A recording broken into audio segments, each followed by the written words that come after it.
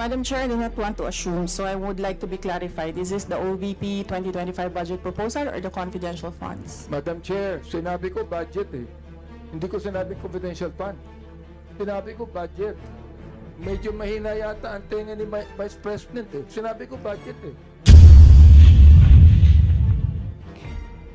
Madam Chair, I will forgo the opportunity to defend the OVP 2025 budget proposal by question and answer. I will leave it to the House of Representatives to decide on the 2025 budget.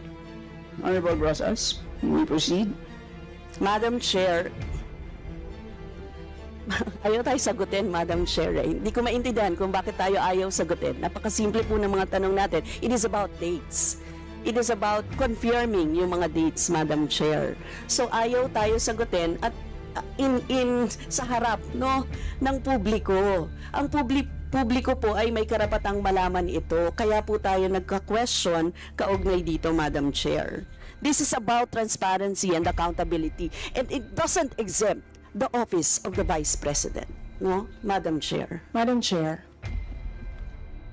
Yes, Madam Vice President. she may not like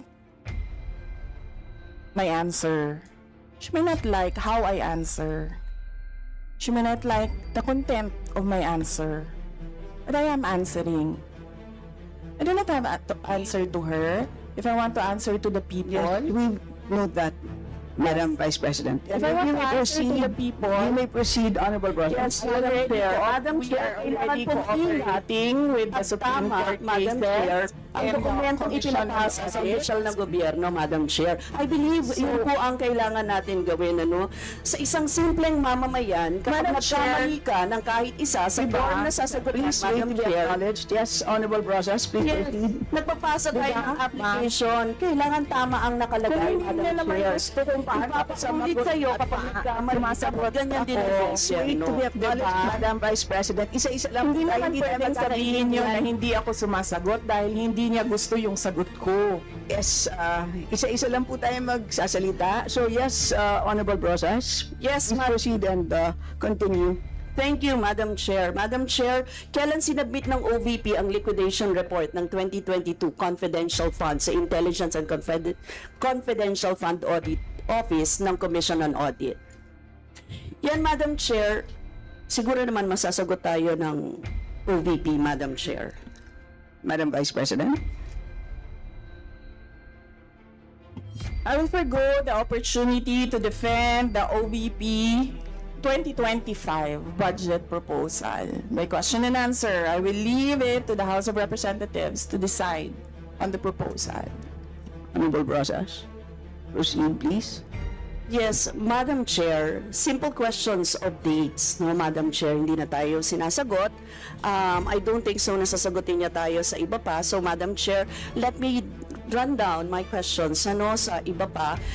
Madam Chair, yung pagtanong ko sa kailan sinubmit, tapos kung kaya, ibig sabihin yung liquidation report na dated January 10, 2023, it was only submitted to ICFAO on September 18, 2023. And Madam Chair, pinrocess ang confidential funds na ito noong 2022. Tatanungin ko rin sana kung aware ang OVP sa Joint Circular Number 2015-01. Kindly wind up. And Madam Chair, for the record, kasi Madam Chair, ang nakalagay sa item 6.2.2.7 ng Joint Circular, all cash advances for CF for the confidential fund or intelligence fund shall be liquidated at year-end, Madam Chair. So yun po yung reason kung bakit natin tinatanong, kasi lumagpas. Ibig sabihin, di nagko-comply ang OVP sa deadline na nakalagay sa joint circular na dapat niliquidate na ang cash advance para sa confidential funds ng 2022 noong December 22 pa lamang, 2022 pa lamang. Yun po yung year-end niya. Pero nakita niyo naman January. So Madam Chair, those are simple questions na kayang-kayang sagutin ng OVP but never na sinagot ng OVP, Madam Chair. So, Madam Chair, sana man lang kahit paligoy-ligoy, hindi sinagot talaga Madam Chair. So, thank you, Madam Chair. Next to interpolate is Madam Chair? yes. Yes. Hindi po totoo yung sinasabi ni Representative Brosas na hindi ako sumagot. Hindi sumagot ang Office of the Vice President. We cooperated with the cases in the Supreme Court. There are 4 cases in the Supreme Court. And then we cooperated with all the audit actions of the Commission on Audit. Now, I will forgo the opportunity to defend the Office of the Vice President 2025 budget proposal by question and answer, and I will leave it to the House of Representatives to decide on the proposal. Madam Chair, last lang, Madam Chair. This is the Congress, Madam Mag-alista ka na Chair. lang sa round 2, Honorable Brosas. Yes, sasabihin ko lang, Madam Chair, na proper forum ito para malaman natin ang lahat. This is a proper forum. Ang Kongreso po ang dapat nag-aalam niya. Thank you. Pero gusto ko lang pong tanungin si Madam Vice President. If the representatives of the people, like this House, has all the right to scrutinize the budget of any agency. Madam Chair. Madam Vice President. Madam Chair, is it a question? I think it's directed to the House. No, I'm asking you the question, Madam Chair. I'm asking the question to the resource speaker if she believes that this House, being the representative of the people, has the right to scrutinize the budget of any agency. Right, precisely. That's why I say I will leave it to the Only House of yes or no, Madam Chair. Representatives to decide Madam on Chair. the proposal Madam Chair, as presented. excuse me, Madam Chair, that can only be answerable by yes or no. We, again, Chair would like to remind our guests to please be responsive to the queries of the members in the most direct manner. So please proceed, Madam Vice President. I already answered. Answer Madam- by yes or Madam no. Chair, perhaps my ears are not very clear, so I would like to find out if she answered yes, Madam Chair. And I will leave it to the House of Representatives I to do not decide on need the her to explain, Madam proposal Chair. as Madam presented. Chair, she has been answering the same answers since we started this query and this hearing. What I just want to ask, Madam Chair, is very simple. A simple answer of yes or no.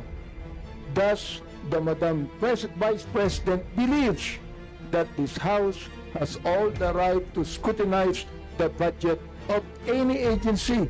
I'm not just referring to the agency of the Vice President. I am referring to every agency of government, Madam Chair. That can only be simply answered by yes or no. I do not need to hear the paulit-ulit na kasagutan niya. Kanina pa, gusto ko lang po marinig. Hindi po ako nagagalit. Oo, hindi po katulad niya, parang inis na siya. Oo, gusto ko lang po malaman. Oo, humbly speaking, naniniwala ba siya, Madam Chair, na itong House na ito, na binoto ng tao, ay merong karapatan ayon sa konstitusyon na scrutinize natin ang budget ng any ahensya ng gobyerno, including Congress, Madam Chair. Madam Vice President. Madam Chair, may I request the Secretariat to put on record cut and paste. I will forgo and I will leave my answer, my previous answer. Madam Chair, I would just like to ask, why is it very hard for her to answer yes? I'd like to ask, why is it, Madam Vice President, why is it so hard for you to answer yes when you know that the answer should be yes? Why do you have to explain? Why do you have to explain? We're simple people here. I'm not even a lawyer. You are a lawyer, Madam Chair. So, here's a simple question of a simple Filipino. Meron po bang karapatan ang House na ito na scrutinize ang budget ng bawat ahensya ng gobyerno? Yun lang po ang tanong ko. Pwede pong sagutin ito ng yes or no. Kung yes, salamat. Kung no, edi salamat din. At least nalaman ng taong bayan. Madam Vice President. Madam Chair, I will forgo the opportunity to defend the OVP 2025 Madam Chair, I do not by need question an and answer. explanation I of will the leave it answer, to the Madam House Chair. of Representatives Madam Chair, to decide. Madam if Chair, Order, please. Point of order, Madam Honorable Chair. Abante, you may proceed. I do not need her to explain, please. You have been giving the same answer for hours. The same answer for hours. Alam ko naman po ang pagnanais nyo. Why you answer the same for hours? Ngayon po, iba naman ang tanong ko. Ang tanong ko ito, kaso ko tatanungin ko uli, Madam Chair, meron po bang karapatan bilang mga representante ng taong bayan sa bawat distrito at party list na mag-scrutinize ng budget ng bawat ahensya ng gobyerno? Hindi po natin pinag-uusapan dito ang confidential fund. Ang pinag-uusapan po natin budget. Madam Chair, before you answer, the gentleman wishes to have a direct answer, either yes or no. Are you going to provide a direct answer? Honorable Abante? So, what is the answer? I asked whether our Madam Vice President will provide a direct answer to your query, and the answer is no. May I know why? Madam Vice Madam President? And her answer is no as well. I don't think that would be the right answer, Ms. The question is, may I know why? And her answer is no. Would that be the right answer to the question why?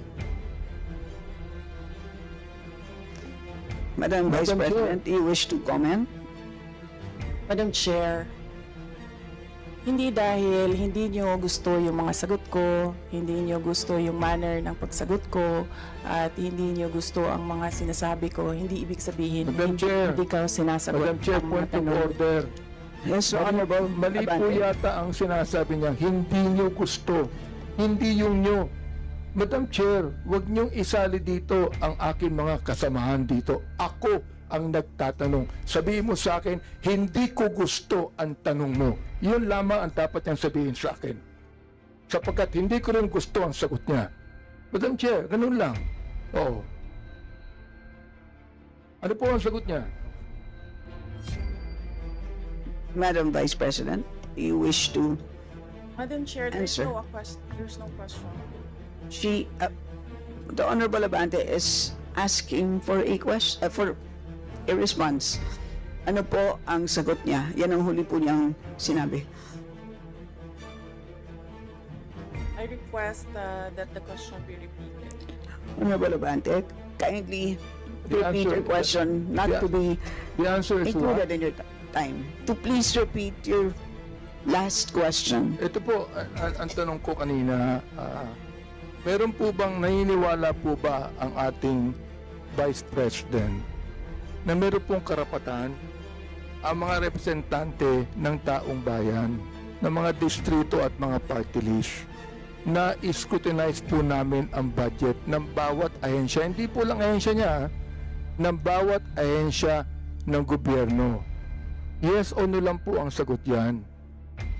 Ang tanong ko po, Madam Chair, kanina ayaw niya sumagot. Ang sagot niya, ayaw niya sagutin. So ang tanong ko ito, may I know why? Ang sagot niya, no. Aba, Madam Chair, hindi po ako masyadong expert mag-English, pero palagay ko po naman, yung pong tanong na may I know why, palagay ko hindi po tama yung sagot na no. Madam Vice President. Madam Chair, palagay ko. So that explains it. It is his opinion.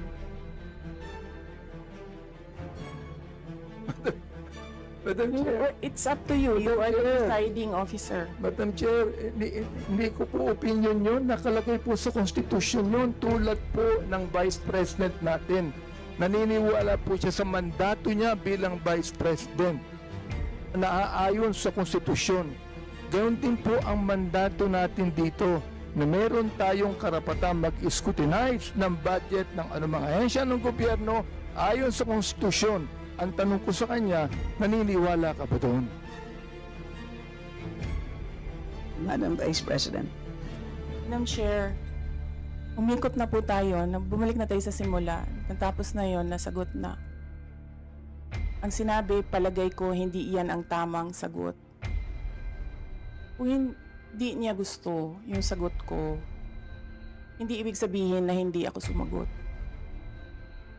Madam Chair, palagay ko, hindi po siya sumagot sapagkat inuulit lamang niya ang sinabi niya. O ito po ang gusto kong tanungin sa kanya.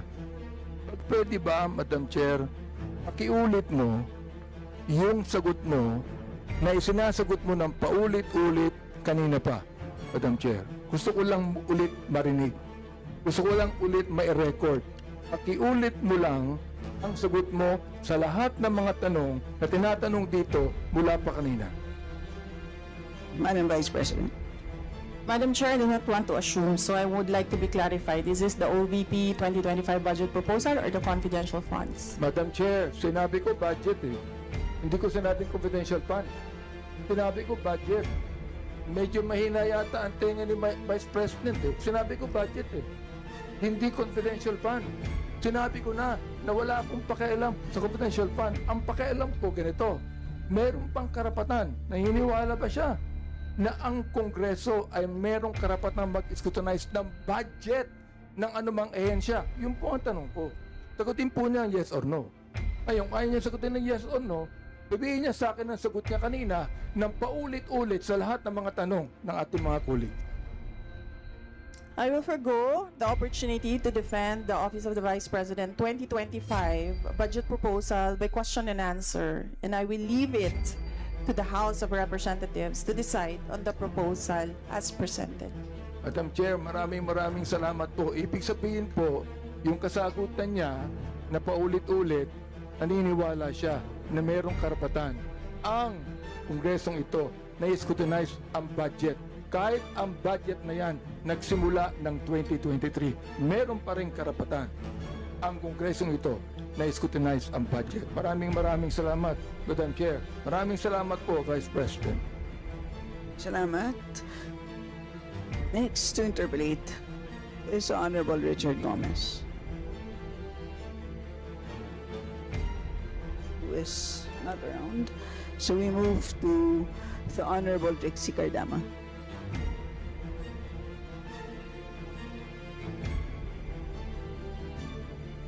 Thank you, Madam Chair.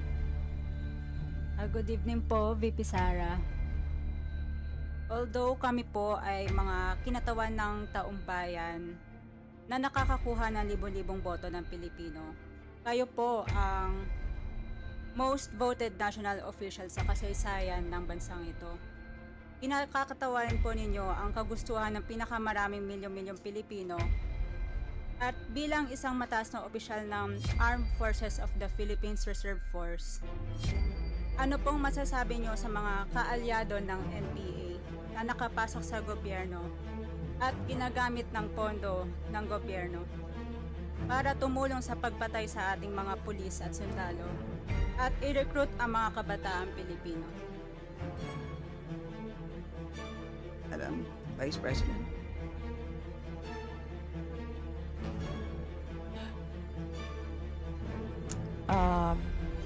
Representative Cardama, I thank you for your question.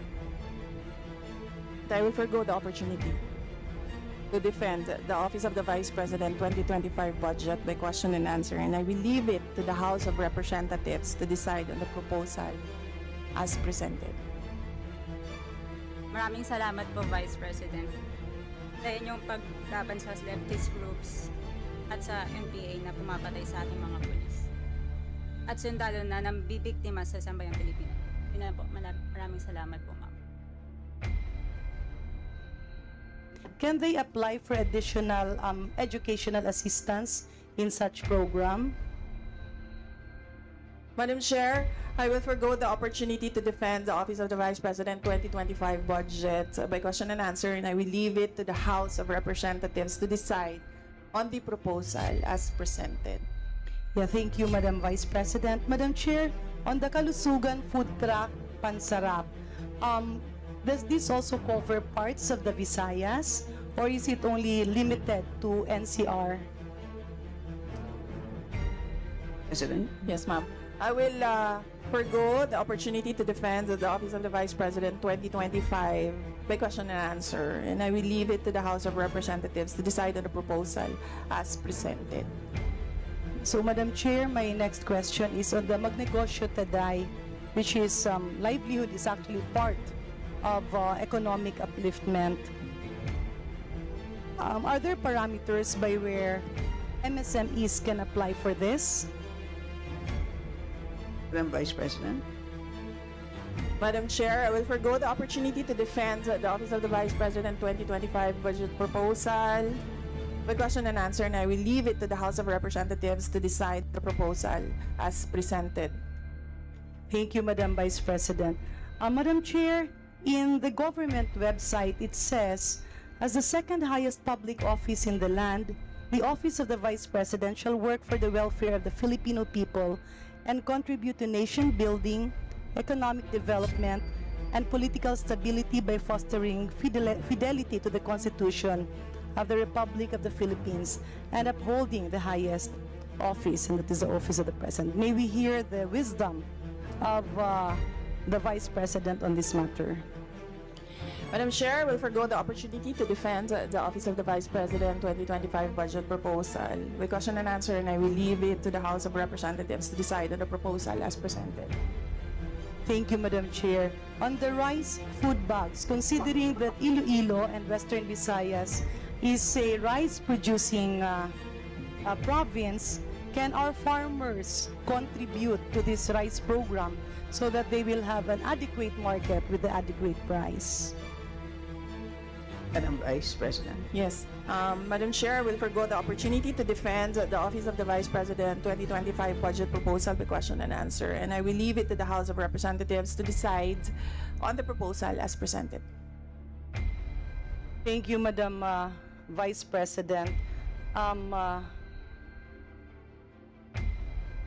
Madam Chair, the DPM in its proposed budget mentions that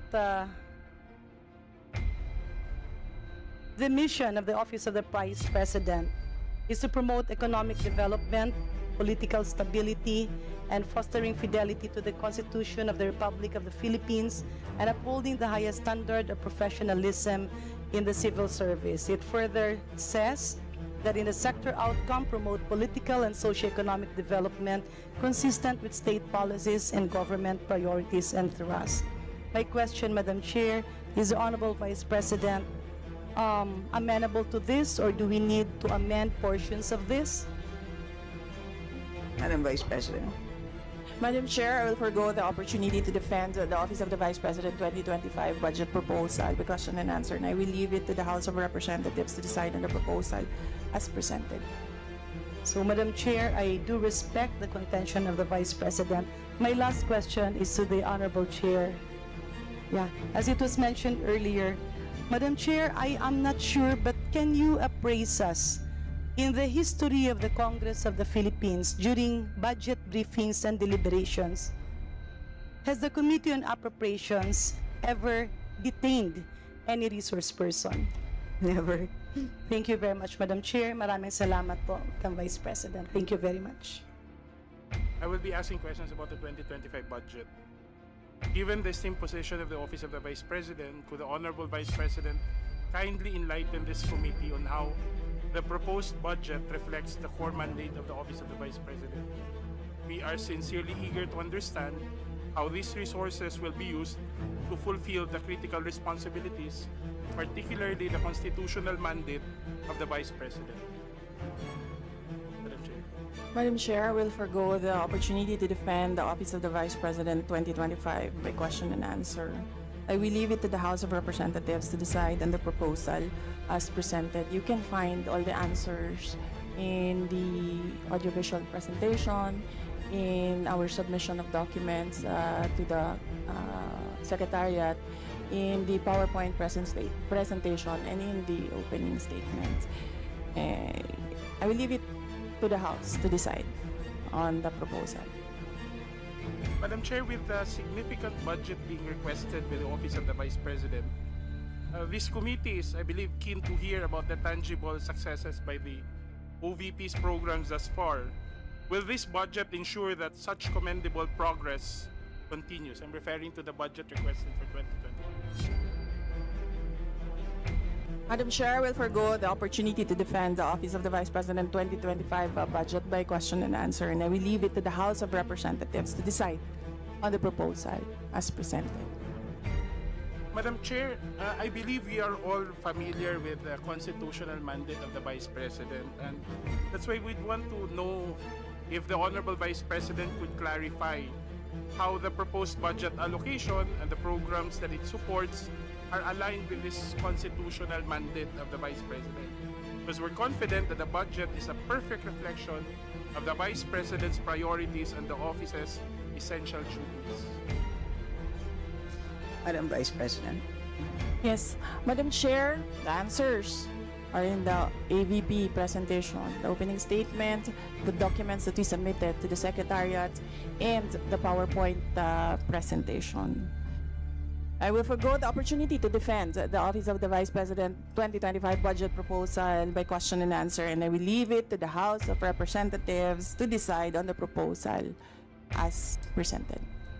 Thank you, Madam Chair. Madam Chair, in the spirit of collaboration, could the Vice President also share how the OVP works with other agencies to avoid duplication and ensure the efficient use of public funds? We trust that the budget is also a reflection of such strategic coordination.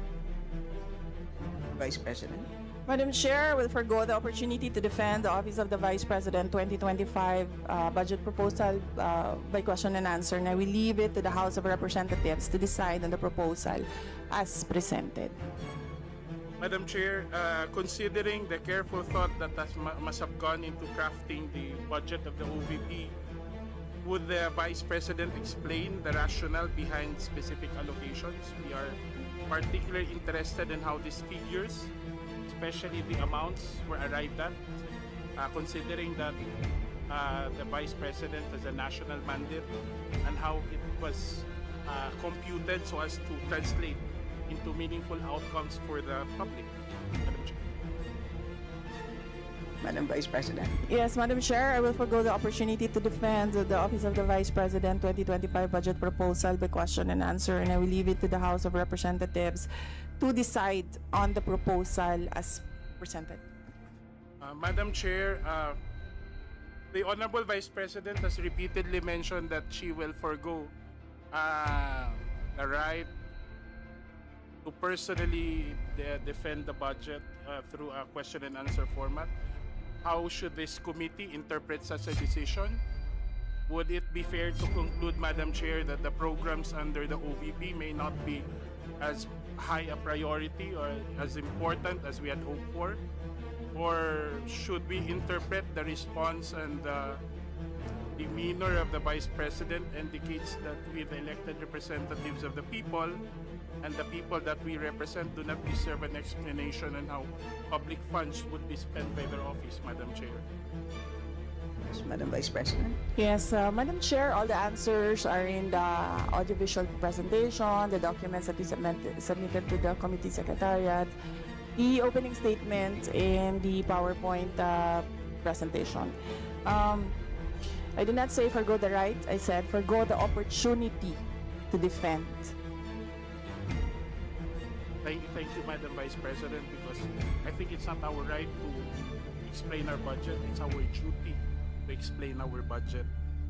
That's all, Madam Chair. And this I would have to say, I leave it to the committee to consider the responses of our Honorable Vice President in the approval of the budget of the OVP.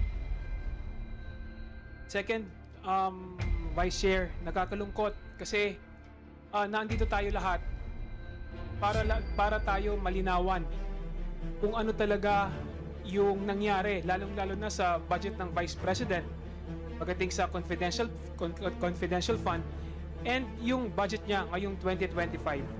Kaya lang, hindi na rin ako magtatanong kasi alam ko paulit-ulit din yung kanyang isasagot. So nakaka-frustrate lang dahil ito ay pera ng taong bayan. I would like to thank the Vice President for showing her true colors to the House and her lack of respect for check and balances and the separation of powers and accountability. We are a republic. We don't have a king or a queen. Now, Madam Chair, dahil hindi naman masagot ni VP Sara yung mga katanungan ng miyembro, may I move now to defer the hearing of the budget of the Office of the Vice President. I so move, Mr. Is there any objection? Hearing none, same is approved. So the hearing or the briefing, the budget briefing, shall be rescheduled or shall continue on September 10 at 9 a.m. So with that, the budget briefing is suspended.